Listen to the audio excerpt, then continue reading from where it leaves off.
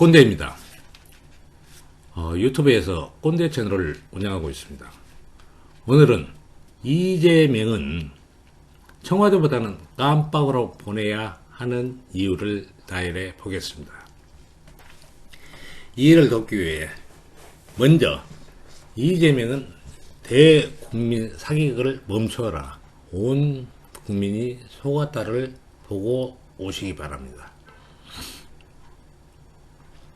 민주당은 이재명을 대통령 후보로 결정했답니다. 잘했다고 칭찬해 줄 수가 없네요. 왜냐하면 이재명은 기본소득이라는 아젠다를 선점하고 선심성 현금을 뿌려 스타덤에 올랐는데 꼰대는 이를 범법행위라고 누차 지적한 바 있습니다. 최근에는 대장동 개발과 관련한 추문도 일파만파로 커지고 있습니다. 이재명은 인성과 품성은 접어두고 순발력과 추진력은 높이 삽니다. 그러나 펼쳐왔던 정책들이 청와대로 보내서는 안 되고 오히려 감방으로 보내야 한다는 판단에서 기한 없이 이재명 감방 보내기 운동을 전개하여 구국의 일념으로 정권 재창출을 막을 것입니다. 여러분들의 동참을 호소합니다.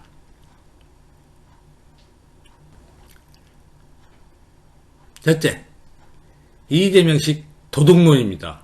누가 도둑놈인가요? 이재명은 어록입니다. 도둑을 막은 자가 도둑일 수 있습니까? 작물을 나누어 가진 자들이 도둑입니다. 다시 한번 읽어볼게요. 도둑을 막은 자가 도둑일 수 있습니까? 작물을 나누어 가진 자들이 도둑입니다. 라며 자기는 개발 이익을 국고로 환수한 도둑을 막은 자이고 국민의힘은 작물을 나누어 가진 자들로 비유합니다.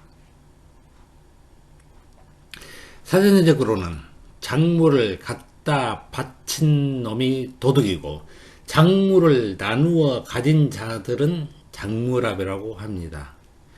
도둑과 작물압이도 구분 못하는 멍청한 도둑입니다. 이재명이 말하는 작물은 이재명이 갖다 바친 것이므로 이재명이 도둑이라는 논리가 됩니다.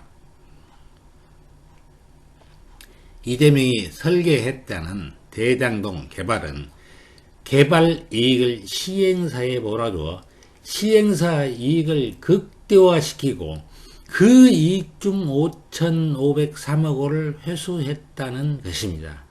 그러나 그 회수는 갈취에 해당합니다. 토지주와 수분양자들의 이익을 빼앗아 부패 세력이 나는 시행사에 몰아준 사람은 도둑입니다. 그렇다면 이재명은 도둑놈이자 갈취범에 해당합니다.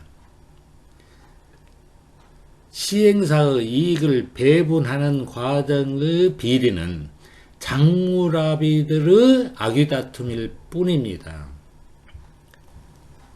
한편 청년 기본소득을 필두로 무슨 기본소득 등 기본소득이라는 미명하에 국고로 용돈을 퍼주는 놈은 도둑입니까? 의적입니까? 의적이라면 우리 국고는 부당한 곳간이어야 합니다. 부당한 곳간입니까? 아니라면 명백한 도둑놈이 맞지요.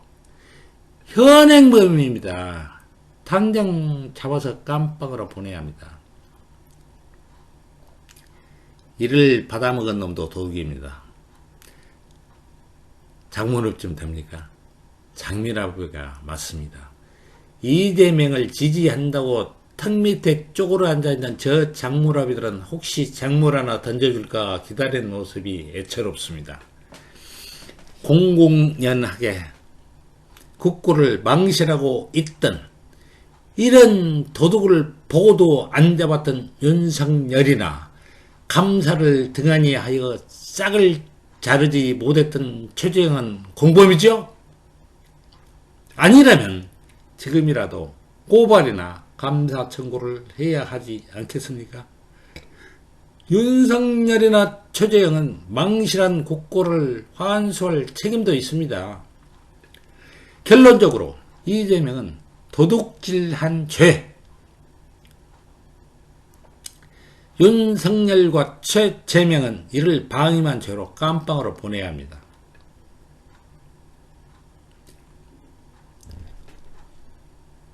두 번째, 이재명은 대장동 개발과 관련하여 민간의 개발 이익을 5,503억 원이나 불법적으로 갈취하였습니다.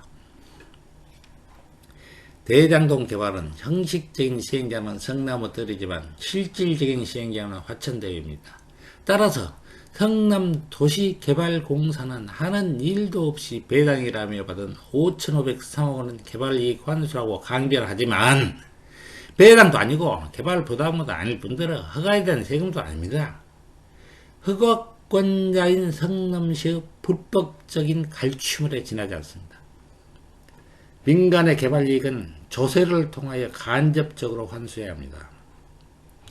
이재명은 대통령이 되면 개발이익 국민환수제를 도입하여 개발이익을 환수하겠다고 공언하는 것은 갈취천국을 건설하겠다는 극히 위험한 발상입니다. 민간의 개발이익은 직접적으로 환수할 권한이 없고 법으로 정할 수도 없습니다. 법으로 정한다 해도 무효입니다. 이것이 똥팔육들의 한계입니다. 갈취천국 건설은 저지해야 합니다. 국민 여러분들은 이재명에 대한 지지를 철회하십시오. 개발이익을 환수하여 국민 여러분께 돌려드리겠습니다. 이딴 소리를 듣고 환호하셨지요? 개발이익은 가만히 놔둬도 조세로 환수가 됩니다. 개발이익을 직접적으로 강제적으로 환수할 수가 없습니다. 대장동 개발의 경우 정성적으로 가만히 놔둬도 종합소득세 최고세율의 45%는 들어오는데 저 연병을 집가를 해서 5,503억 원이나 갈취를 했습니다. 이는 불법 행위입니다. 개발이익을 직접적으로 환수한다는 것 자체가 불법입니다. 왜냐고요? 민간의 이익은 세법을 통해서 세금으로 환수하고 기업의 이익 창출 과정을 국가가 관여할 수도 없고 관여하기 시작하면 이 나라는 망합니다. 문제는 가만히 놔두면 왜 초과 이득을 환수하지 않느냐는 국민적인 질타입니다. 꼰대는 초과 이득이 뭐냐고 반문하겠습니다. 기업에 있어서 초과 이익은 없습니다. 개발회사는 돈이 모이다 보니 비리가 많이 발생하는 질타를 받습니다만 그들도 대한민국 국민들입니다. 극단적으로 말하면 비리 자체도 소득 재분배 과정으로 이해하면 됩니다. 비리를 옹호하자는 말은 아니니 오해하지는 마십시오.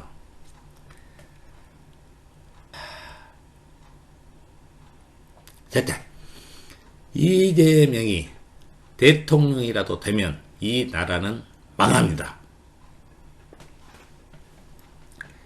이재명이 기본소득을 빙자하여 범존 기본소득으로 국고를 퍼준 것도 우리 경제에 큰 부담이 없는데 대통령이라도 되면 바늘도둑이 소도둑된다고 더 큰 선심성 정책을 펼칠 것인데 이로 인한 폐해도 걱정입니다. 그러나 그보다 더 큰 걱정거리는 이를 모방하여 선심성 정책을 펼칠 지방자치단체장들이 줄을 설 것입니다. 기호가 아닙니다. 실제로 현재 75개 지방자치단체가 기본소득협의회를 출범하여 대기 중에 있습니다. 나라님도 그렇게 해왔잖아요. 나도 대통령 한번 해봅시다 하면 말릴 방법도 없습니다. 그러기 시작하면 이 나라는 망합니다. 국민 여러분들의 현명한 판단을 믿겠습니다. 이재명은 후보를 사퇴하라고 해도 사퇴하지 않을 것이니 국민 여러분들이 지지를 철회하셔야 합니다. 이 길이 이 나라와 국가를 구하는 길입니다. 넷째, 좌파의 살기를 느꼈습니다. 종합적으로 이재명식 기본소득은 국고로 용돈 퍼주기라는 꼼수가 드러났고, 개발이익 환수되는 개발이익을 국가가 관리할 필요도 없고 관리할 수도 없고 관리할 능력도 없으면서 국가가 관리하겠다는 것입니다. 청렴 서약에 위배되면 계약 자체가 무효가 되고 개발이익은 전액 환수된다는 논리는 흰머리가 하나로도 남은 늙었으니 죽어야 되는 논리와 같습니다. 좌파의 살기가 느껴집니다. 여섯째, 현실 인식 자체가 부족합니다. 이재명은 사회보험료를 보는 현실인식 자체가 부족합니다. 대통령이 되기에는 함량이 부족하다는 말입니다. 사회보험료가 뭐가 문제인가? 사회보험료 문제나 푸세를 보세요. 자,